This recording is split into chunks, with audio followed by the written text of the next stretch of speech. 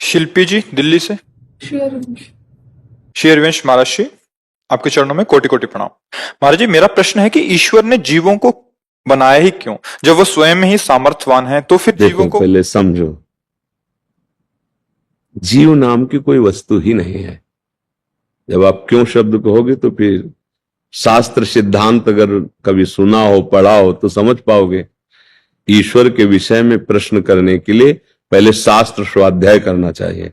अच्छा, नहीं किए तो फिर संतों की बात मान लेनी चाहिए, उसमें क्यों क्यों क्यों नहीं लगाना चाहिए। क्योंकि श्रद्धा विश्वास के बिना ज्ञान नहीं होता। श्रद्धावान लभते ज्ञानम। भवानी शंकरो वंदे श्रद्धा विश्वास रूपिणो याभ्याम बिना न पश्यंती सिद्धा स्वांता स्तमीश्वरम। यदि श्रद्धा विश्वास नहीं है तो फिर आपके कोई प्रश्न का उत्तर हो ही नहीं सकता। अगर श्रद्धा विश्वास है तो मान लो कोई जीव नहीं है। जब सृष्टि प्रकट हुई तो उस भगवान के श्वासों से वेदों का प्रादुर्भाव हुआ। वेद के कोई रचयिता नहीं, जैसे भगवान श्री कृष्ण द्वैपायन व्यास देव जी है ना, ये वेद जो है उसका विस्तार किया है, रचा नहीं है। वो तो स्वयं प्रकट वेद हैं। जैसे भगवान प्रकट होते हैं ऐसे वेद प्रकट हुए हैं। वेद कहते हैं कि एको हम बहुश्यामा। भगवान ने खेल खेलने का विस्तार किया। क्या? अपने को बहुत रूपों में प्रकट कर दिया। भगवान जिसे ब्रह्म कहते हैं उससे मूल प्रकृति, मूल प्रकृति से त्रिगुणात्मिका प्रकृति, सतोगुण, रजोगुण, तमोगुण, उससे महातत्व, महातत्व से त्रिविध अहंकार, उसी से त्रिविध अहंकार में जैसे रजोगुण से ब्रह्मा और शतोगुण से भगवान विष्णु और तमोगुण से भगवान शिव विनाश, ये फिर सब देवी देवता, सब जीव शक्ति और जड़ चैतन्य सब प्रकट हो गया। कहने में देर लगी, प्रकट होने में देर नहीं लगी, इतने में सब कुछ हो गया। एको अहम, एक में बहुश्यामा, बहुत रूपों में हो जाऊं, इस संकल्प से तत्काल अनंत ब्रह्मांडों का सृजन हो गया। वही भगवान। अब शर्त रख दी गई, इतने रूपों में वही हैं। 84 लाख योनियां हैं, 83,99,999 योनि में तुम मुक्त नहीं हो सकते। एक केवल गेट रखा गया है, मनुष्य योनि।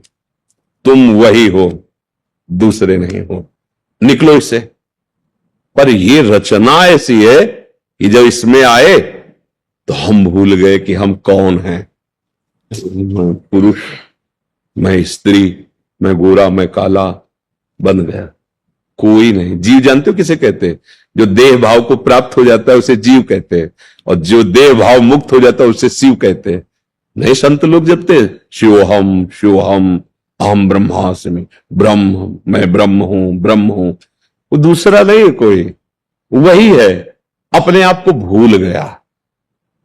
देखो शास्त्र, अब चूंकि प्रश्न इतना ऊंची स्थिति का है, ब्रह्मविद ब्रह्मवि भवति। जो ब्रह्म को जान लेता है वो ब्रह्म में हो जाता है। ब्रह्म में हो जाता है का मतलब जानते हो क्या है? वो ब्रह्म में था, ब्रह्म में है, ब्रह्म में रहेगा। ये बात उसके अनुभव में आ जाती। ये ब्रह्म ज्ञान में बाधक है भगवत प्राप्ति में। जैसे प्रेम रस है, भगवत रसिक जी कह रहे पांचों भूले देह सुधी, छठे भावना रास की। पहले ये देह सुधी भूले। अब हमारा तो सारा ज्ञान इसी में है ना। मैं स्त्री, मैं पुरुष, मैं खाता, मैं पीता, मैं देखता, मैं ज्ञानी, मैं अज्ञानी। वो अपने आप को भूल गया। इसीलिए ये जन्म मरण का खेल हो रहा है। ये जो हम आरोप लगाते ना कि भगवान ने हमें क्यों फंसाया, यही तुम्हारा ज्ञान है। तुम झांक के देखो लौट कर, तुम हो कौन? तुम ही फंस गए हो, किसी ने तुम्हें फंसाया थोड़ी। किस में फंस गए हो? मकड़ी अपने मुख से जाला पैदा करती है, उसी में खेलती है और उसी में मर जाती है। हम अपनी वासनाओं का जाल फैला लिए। बोलो हमें कौन बांधे हुए है? कौन बांधे? हम ही चाह में बंधे हुए हैं।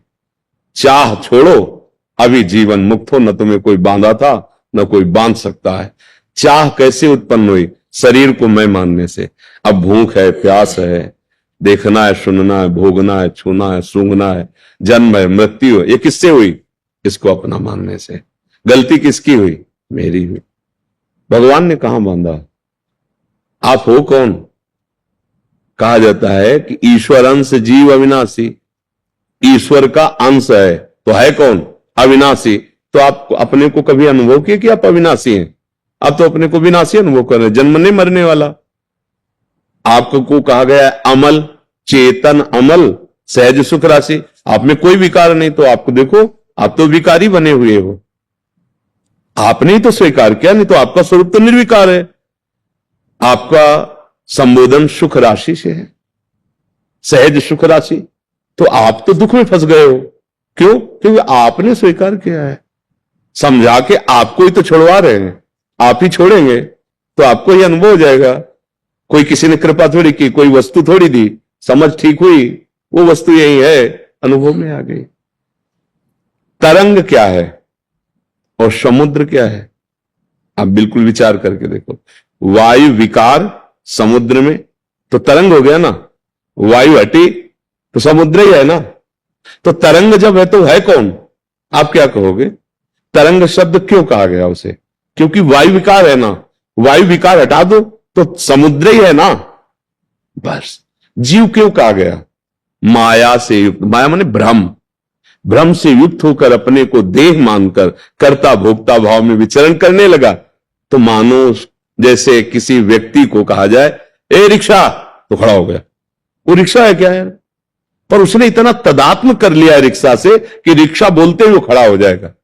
अच्छा, फिर इसके बाद कई बार उदाहरण दिया, पैसा बढ़ा के टैक्सी ले ले, ए टैक्सी, अब वो टैक्सी में खड़ा हो जाएगा, रिक्शा कहने से नहीं खड़ा होगा।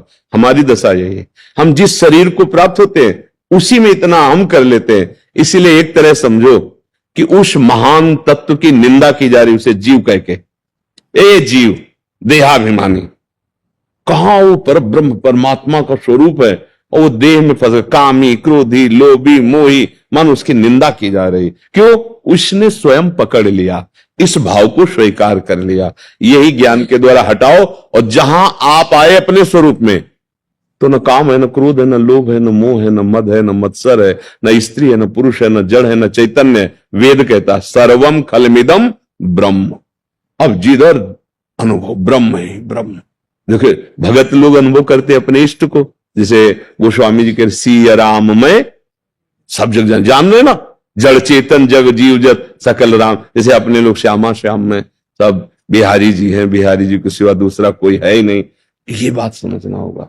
अगर ज्ञान नहीं है तो हम फिर ये दोष काल ही कर्म ही ईश्वर ही मिथ्या दोष लगा। मिथ्या माने झूठा। अब काल के अधीन हम तो हैं, अब जो ऐसा हमारे भाग्य में जैसा हो, ये सब अज्ञानी जीवों की बातें हैं। तो इसलिए अगर शुद्ध बात समझती हो तो भगवान ने नहीं फंसाया है, हम खुद फंस गए हैं। कहां कोई बांधे हमें बताओ? हमारी इच्छा ही तो हमें बांधे। हमें प्यारा लगा रूप, हमें प्यारा लगा भोग, हमें प्यारी लगी वस्तु, हमें प्यारा लगा पद, हमें प्यारा लगा रुपया, इसलिए हम ही फंस गए अपने प्रेम को ना समझकर। जो प्रेम हमें अपने स्वरूप अपनी आत्मा भगवान से करना है वो हम नानात्व में कर बैठे। और जब भगवान से करोगे तो उनके सिवा कोई है नहीं, ये अनुभव हो जाएगा। और जब प्रभु से विमुख हो तो ये नानात्व फैल गया। ये अज्ञान मिटाए बिना इस प्रश्न के उत्तर को सुन के भी आप समझ नहीं पाएंगे। बिना हृदय पवित्र हुए नहीं समझ। जैसे दर्पण है आपके पास, पर उसमें मल लग गया है, तब आपको अपना रूप दिखाई नहीं देगा। ऐसे ज्ञान है आपके अंदर, बुद्धि है, पर ये माया मल से ढक गई है। ये बात आपके अनुभव में नहीं आएगी। वो चींटी के अंदर भी आराम से सोता है। अणुअणियान बड़ा सूक्ष्म है और महतो महियान। ये अनंत ब्रह्मांड उसके एक रोमकूप में वास करते हैं। एक रुए के छेद में अनंत ब्रह्मांड, ब्रह्मांड निकाया निर्मित माया रोम रोम प्रति। इसलिए भजन के बिना ये अध्यात्म नहीं जाना जा सकता। अगर आप भजन अच्छे से करोगे, गंदे आचरण नहीं करोगे, तो आपको खुद समझ में आने लगेगा। नहीं हमारी बात आपको एक कहानी सी लगेगी। ऐसा कैसे हो सकता है? ऐसा कैसे हो सकता है? ऐसा हो सकता है। जो ऐसा नहीं हो सकता वो भी हो सकता है। जो ऐसा कभी नहीं हो सकता वो भी हो सकता है। कर तुम अकर तुम अन्यथा कर तुम सर्व समर्था सा ईश्वरा। अभी जाने क्या हो, जहां सुई का धागा नहीं जाता वहां से ब्रह्मांड पार कर दे, उसे भगवान कहते हैं। वो इतना सामर्थ्यशाली है। इसलिए बहुत बहुत बहुत होश रहता ही। एक बार सुदामा जी महाराज द्वारिकाधीश से फिर बार बार मिलने ही जाते थे। तो एक बार समुद्र स्नान करने जा रहे थे, तो सुदामा जी ने कहा, प्रभु बहुत ऋषि मुनि कहते आपकी माया बड़ी विचित्र है, बड़ी भयावह है, अब हमको दिखाओ तुम्हारी माया है क्या, माया क्या है। भगवान ने कहा पहले समुद्र में स्नान कर लेते हैं, फिर बाद में बैठ के बात करेंगे। सुदामा जी और प्रभु ऐसे पास ही पास डुबकी मारे, जो ही डुबकी मारे तो सुदामा जी ने देखा कि एक राज्य में पहुंच गए। बड़ा सुंदर नगर है, सुदामा जी का स्वागत हुआ, बड़ा सुंदर रूप। राजा ने माथा रख के प्रणाम किया, आओ महाराज। हमें बड़ा अच्छा लग रहा है। और राजकुमारी इतनी सुंदर, बोले महाराज बस हम वर ही खोज रहे थे, आप जैसा वर, भगवान का भक्त, हम तो निहाल हो गए, हमारी कन्या स्वीकार को। उनकी स्वीकृति की जरूरत नहीं, जबरदस्ती ब्याह हो गया, महल और सब हाल, कई लड़का बच्चा हुए। बाद में पत्नी मर गई, 10वें वर्ष व्यतीत हो गए। पत्नी जब मरी तो वहां का धर्म था, राजा ने बताया कि जैसे पूर्व में अपने यहाँ पति पधार जाए तो पत्नी सती हो जाती थी, वहां अगर स्त्री पधार जाए तो जबरदस्ती पुरुष को जलाया जाता था। तो अब चिता में बांध दिए गए सुदामा। अब लगा कि जिंदा जला दिए जाएंगे, तो बड़ी जोर से पुकारा, हे श्री कृष्ण रक्षा करो। तो भगवान ने ऐसे उठाया समुद्र से, बड़ी लंबी डुबकी मारी। बोले प्रभु अरे यहाँ ब्याह हो गया, लड़का बच्चा हो गया, हमको। बोले अभी हमने जो डुबकी मारी थी अभी दोबारा नहीं मारी है, तुम्हारे उछरने को देख रहे, इतने में देख लिया। इतने में क्या देख लिया, ब्याह हो गया, लड़का बच्चा हो गया, ये है माया। कुछ जैसे स्वप्न में हम देखते हैं ना, कुछ नहीं होता, पर जगने के बाद अनुभव होता, स्वप्न में तो अनुभव नहीं होता। ऐसे ही वर्तमान में हम माया ग्रसित बुद्धि से हैं, हमें सब सत्य दिखाई दे रहा है। जब ज्ञान हो जाएगा तो सच्ची मानो, आपको भी ऐसा अनुभव होगा। पर बिना, जैसे स्वप्न में कोई चाकू मार रहा है, अब उसको आप बचा नहीं सकते बाहर से, कि आप न जाने कितने सैनिक बुला लो, जो चाहो कर लो, आप उसको नहीं बचा सकते। वो कैसे बचा लें, बस जगा दो उसको। अब न चाकू है, न मारने वाला, न मरने वाला, खुद वही अकेले था। शरीर ये पड़ा हुआ सैया में, कहीं कुछ नहीं, बड़ा ऐसी रूम है, पर चाकू पूरी गले में घुस रही थी और वो रो रहा था, मर रहा था, भयभीत हो रहा था। कुछ नहीं, बस जगा दो उसको, कोई औषधि की जरूरत है।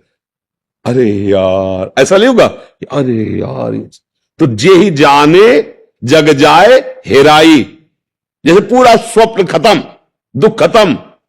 जो सपने सिर काटे कोई, बिल जागे दुख दूर लो, और जगह तो सब खत्म। ऐसे शुद्ध ज्ञान हो जाने पर ये कोई प्रपंच नहीं है, एकमात्र भगवान है। देखो कहीं ना कहीं अपने सबके ऊपर प्रभु की कृपा है। इस कृपा का प्रमाण है कि हमें मनुष्य देह मिला, ये बिना कृपा के नहीं मिलता। जैसे कर्मों से सुख और दुख का विधान पाया गया है, लेकिन मनुष्य शरीर एक कृपा से मिलता है। इसका बड़े भाग मानुष तन पावा, सुर दुर्लभ सदग्रंथन गावा, साधन धाम मोक्ष कर द्वारा, पाए न जे परलोक सम्हारा, सो परत्र दुख पावई, सिर धुनि धुनि पछताए, कालहि कर्महि ईश्वरै मिथ्या दोष लगाए। भागवत में का दुर्लभो मानुषो देहो, देही नाम क्षण भंगुरहा, तत्रापि दुर्लभम मन्नेत वैकुंठ प्रिय दर्शनम। भगवान की कृपा से दुर्लभ मानव देह मिला है। मानव देह में हमें कर्तव्य कर्म मिला है। जैसे आप हमारे किसी राजकीय विभाग में, कोई न्याय विभाग में, कोई शासन विभाग में, ये पूरी सृष्टि हमारे श्री भगवान की है। उसमें जो भी सेवा मिली है वो भगवान की पूजा है, वो सेवा भगवान की ही है। बस इसमें हमें लक्ष्य रखना है कि हमारे जीवन का परम लक्ष्य है कि हमारे द्वारा धर्म विरुद्ध कोई आचरण न बने। और अगर भगवद स्मृति परायण धर्मयुक्त जीवन व्यतीत हो जाए तो जो जहां है वहीं से उसे भगवत प्राप्ति हो जाएगी। हमें शास्त्र सम्मत बात कहते हैं। अगर हम अधर्माचरण करेंगे, शास्त्र के विधान सिद्धांत के विपरीत या कानून के विपरीत, तो वो अधर्माचरण हमें कभी सुख और शांति ये नहीं प्रदान करेगा। चाहे जितना धन हो, चाहे जितना बड़ा पद हो, यदि हृदय शीतल नहीं है, हृदय शांत नहीं है, तो सुख किसे कहते हैं? अशांत से कुतः सुखम। जो अशांत है वो सुख का अनुभव कैसे कर सकता है? अभी जो हम बाह्य सुखों को, जैसे एक पद के गर्व जनित सुख होता है या वैभव की विलासता जनित सुख होता है, ये कितने दिन का है? हमारी आयु, हमारा जीवन एक सीमित समय है और वो समय बदला नहीं जा सकता। जैसे मानो हमारा अभी समय पूरा होने को हो, हमने 50 वर्ष संपत्ति कमाई और वो संपत्ति देकर कहें कि मेरी एक श्वास और बढ़ा दो, तो नहीं बढ़ेगी। मतलब 50 वर्ष की श्वासों को जहां खर्चा किया, उस वस्तु से, उस धन से हम एक श्वास भी नहीं खरीद सकते। इतनी कीमती हमारी श्वासें हैं। यदि हम इन श्वासों में राम कृष्ण हरि भगवान नाम नहीं जपा और धर्मयुक्त अपने कर्तव्य का पालन नहीं किया, तो हम अपने साथ बहुत धोखा कर रहे हैं। हमें फिर आगे जो अभी अवसर मिला है शायद न मिले, अर्थात मनुष्य शरीर न मिले, हम अन्य योनियों में भेज दिए जाएं। बड़ी कृपा है कि आप पद में युक्त होते हुए भी संत समागम का महत्व दिया। आप यहां पधारे, कृपा करी। अब हमारी प्रार्थना है कि आपके ऊपर निश्चित भगवान की कृपा है, क्योंकि अब मोहि भाव भरोस हनुमंता, बिनु हरि कृपा मिले नहीं संता। यदि आप यहां विराजमान हुए तो मेरी लाडली जी की कृपा है आप पर, हरि की कृपा है। अब ऐसा हम सावधान रहे कि अभी तक जो हुआ उसके विषय में प्रश्न नहीं, लेकिन अब जो आगे जीवन है उसमें प्रश्नवाचक चिन्ह न लगे। बस इतनी हमें प्रार्थना करनी है आपसे कि जितना जीवन हो, जो बीत गया उसको तो छोड़ो, अब उसे हम सुधारने की चेष्टा नहीं करेंगे।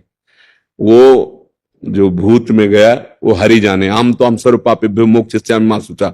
मेरा अब कर्तव्य है कि यदि संत समागम मिल गया, शास्त्र सम्मत वाक्य हमारी श्रवणेन्द्रिय में पड़े, तो अब लो न शानी, अब ना से, अब श्वासें प्रभु से बिलग नहीं जानी चाहिए। आप जहां तैनात हो, जिस सेवा में हो, भगवत स्मरण करते हुए भगवत सेवा मानकर करे। और जीवन का लाभ ये मिलना चाहिए कि जहां हम आ गए इससे नीचे न गिरे।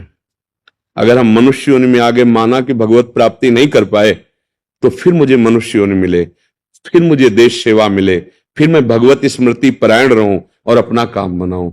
हमारा विश्राम होगा आवागमन से मुक्त होना। ये पुनरपि जननम पुनरपि मरणम पुनरपि जननी जठरे शयनम, कब तक हम झेलते रहेंगे? आज मनुष्य मिला है, कल पशु पक्षी का मिलेगा, पता नहीं क्या।